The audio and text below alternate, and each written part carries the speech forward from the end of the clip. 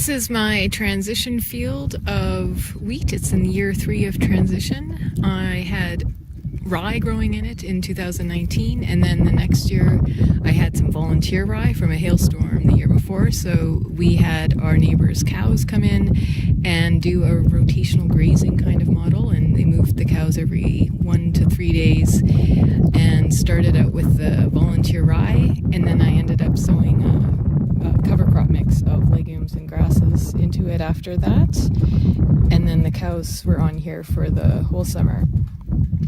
I didn't do any tillage. I haven't done any tillage actually on this field for a couple of years.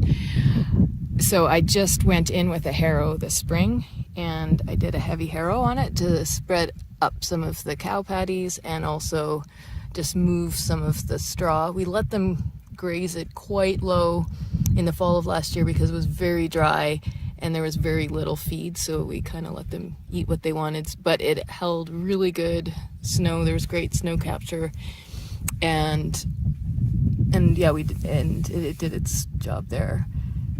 So we just did a little harrowing before seeding this year. It's June the 7th right now, and we just had a rain over the weekend, and I can see some very small annual broadleaves coming up. There's some wild buckwheat, and yeah, mostly wild buckwheat actually that I'm seeing. And perennials, you can see there's the dandelions, which I will probably have to till at some point to get rid of.